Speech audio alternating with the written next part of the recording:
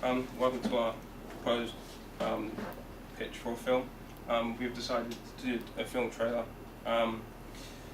This is our synopsis of our film that will be put into we're going to design a film trailer for this film, for the synopsis of the film. Our film begins with a kind of sickness grown over the UK and worldwide, in fact. But this sickness only affects the adults. So it's left up to the kids, the children, teenagers, aged up to 20 to survive by themselves, and each are forming groups. One teenager forms a group with 4 other teenagers he finds on his travels. The film will tell the story of the relationship, and that will be portrayed in the film trailer also. James has to deal with a lot of different things throughout his day-to-day life as trying to survive, feeding his own mouth and feeding 4 more mouths. Next slide again. Our projected release date is the October to November 2013. The reason for this is because October is around Halloween time, and because it's a horror genre film, then we think it's the perfect time to release it.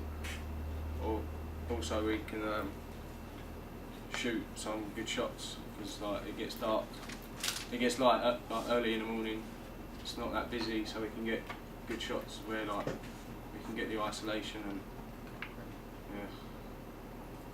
Our proposed film budget is very low, at 4 million. We're decided to do kind of an independent type film without a high budget. As you can see, most films that don't have a high budget, most Zori Humber films that don't have a high budget, are quite well made and quite well done. Our proposed age rating for this film and its trailer is 15. This is because this is where the majority of the market is around.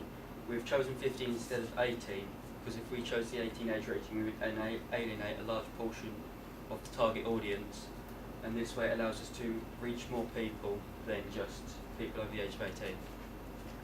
The reason why our proposed production companies and studios, the reason why we've chosen the UK Film Council and DNA Films, after doing a bit of research, we saw that 28 Days Later and 28 Weeks Later, which are kind of similar films, they're kind of in the zombie horror genre, they've been produced by those, so we thought they would be perfect for us.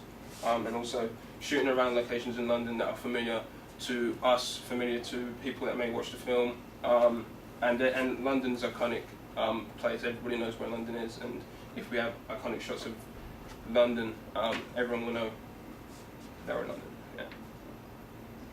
We've chosen a hybrid genre of action adventure with zombies in it, as it's quite a popular genre over the past few years, with hits like 28 Days Later, 28 Weeks, as well as the Resident Evil franchise. And the target audience for this is 15 up to 40, as lower than 15, the horror franchise doesn't suit well, as it is a very scary sort of franchise, and it's not well liked with the younger years, and it drops off after in the later years, where people are less enthralled with action horror. This is our production schedule, a rough outline of our production schedule that we feel we could work to. Obviously that will chop and change with,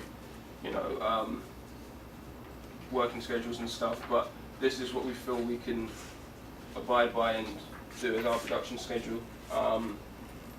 Most of the tasks are all together as a team. Yeah. Anything else we can say on that? No? No. Okay. Oh, why isn't it playing? Oh, anyway, we was going to show you a video of 28 Weeks Later, but it's not working, obviously. But we wanted to show you it because a lot of the shots in it are big influences for us that we want to do into our storyboard. We have a storyboard here, in fact, that we can show you if you want to look at it.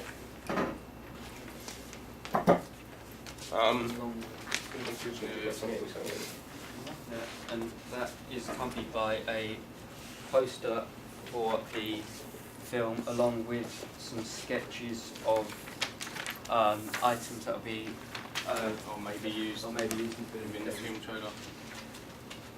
Yeah, if we was to show the trailer, they would have a lot of different. They have used a technique where it's fade to black a lot, which is something we feel would work well with the zombie horror theme genre type thing. That's intensity and Yeah. Also the trailer, it kind of starts off slow, but by the end of it, as a conventional trailer does, it builds up and builds up and builds up to the climax. So yeah, that's what we feel we like to make our trailer like. It's not playing anymore. Again, we was going to show you I Am Legend, which does many of the same techniques. Voiceovers of the main character, fade to blacks is very prevalent here. Yeah, we was going to use a lot of techniques from these two films. We thought they would be well used in our film trailers. And we noted from both of these trailers that the monsters film are either not shown or shrouded in both of these are silhouetted or shown for a very, very brief period, which gives a feeling of suspense and unknowing for the audience, so they want to go and see this film to see what these monsters are like and how they behave. As you can see, we gave you a draft poster that we made, and I think Henry's going to talk about different reasons why we've added stuff from different posters. Yeah. The reason we've designed a poster with all 5 characters that are in the film is, like, as you see on these 3, like the main characters of the film are shown on a poster, which will like advertise the film well to the audience because they obviously well-known actors. They also show the location of obviously where it's set and what is involved in the locations, like isolation and like stuff like that. And the text is like there's a lot of red or like stencils, yeah, like to add that horror to the film posters. No, yeah. Thanks for that. This is the kind of our mood board of horror and zombie genres. Thought it'd be interesting to show you what we felt horror was like and what horror meant as a genre. You can see there's many iconic films. Saw, The Ring's there, The Shining is also there. So a lot of iconic films that we want to take bits of and try and merge it into our film, trailer film, yeah. We have a quite lengthy piece of text about characters here. I don't know if you want to read it or not, but we have like 5 main characters in the group, each with their own traits and distinctive abilities and why they're useful to the group. The main character James is a natural born leader. He kind of takes responsibility for everyone else in the group, including the little girl in the group. We felt to use a little girl in the zombie kind of genre thing is because there's always kind of a vulnerable character that needs looking after, whether it be a dog in I Am Legend or a little girl in 28 Weeks Later or 28 Days Later. And you can see there's other characters there also. That the main character will meet along the way. Yeah. Each have their own like intertwining relationships with each other, and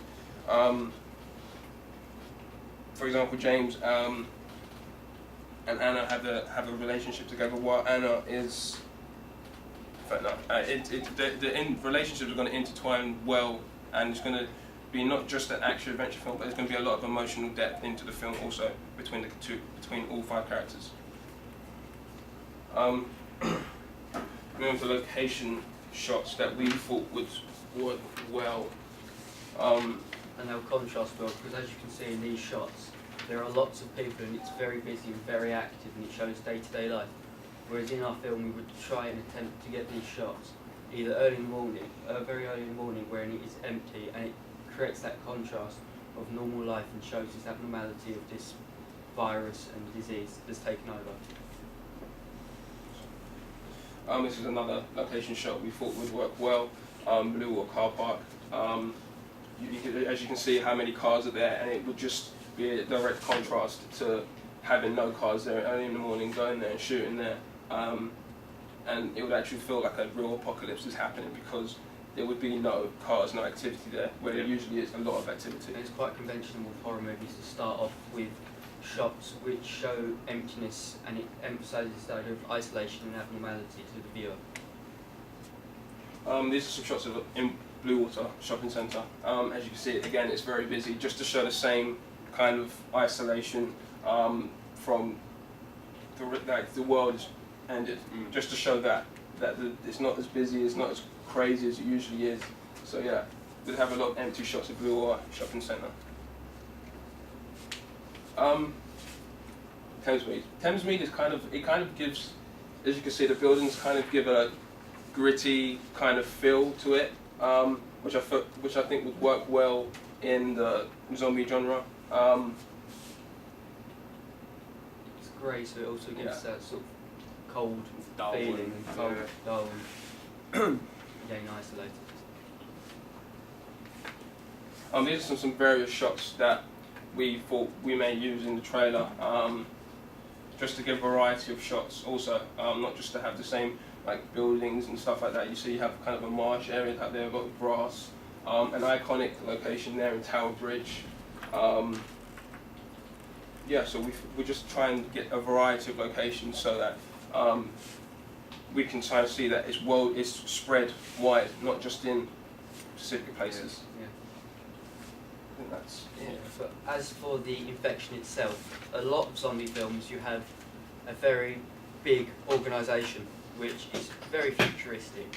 But in ours, we've attempted to bring it back to the present time by using current political and environmental issues, and use them and take them to the extreme to bring up this film, such as use of mobile phones or pollution, and how detrimental it can be to health. And we've taken that to an extreme to make it slightly more